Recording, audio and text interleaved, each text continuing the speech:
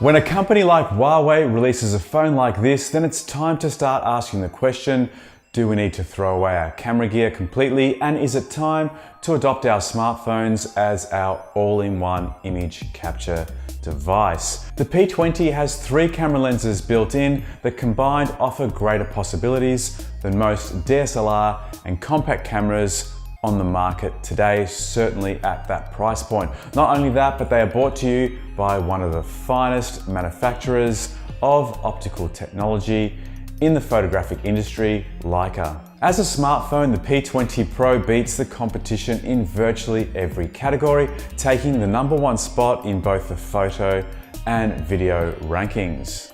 It features an astonishing 40 megapixel f1.8 RGB camera with AI image stabilisation and 5x hybrid, 3x optical zoom, allowing you to capture incredible blur-free handheld shots in low light using night mode. In terms of its video capability, it can shoot at 960 frames per second slow motion, which we recently saw in the Samsung S9, but only at 720p. This is far superior to the 240 FPS found on the iPhone X.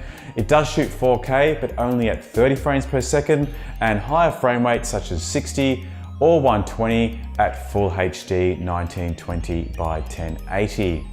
The front-facing selfie camera can shoot at 24 megapixel stills and uses its AI-driven 3D facial modeling technology to follow the contours of your features for a more flattering selfie.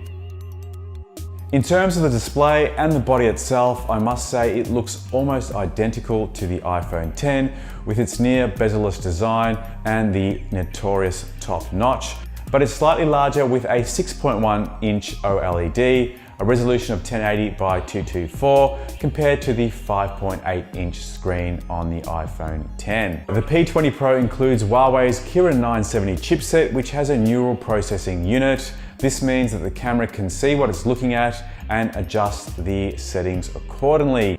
As you can see, the P20 is aimed as a serious competitor to the Samsung S9 and iPhone X, which have recently set a new standard for mobile photography and video production. And if the specs are anything to go by, then clearly it's going to be the 2018 leader in this category.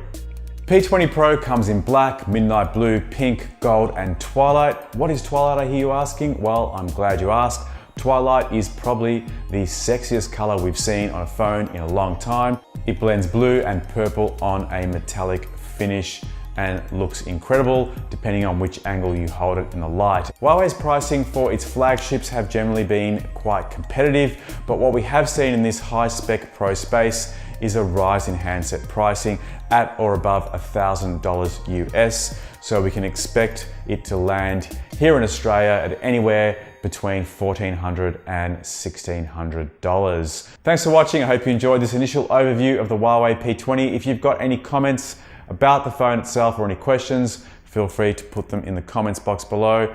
What do you think about the specs and features? Would you see it replacing your camera gear in any capacity, or do you still think that traditional cameras and phones should be kept apart? Let me know what you think. Love to hear your comments. See you on the next one. Bye for now.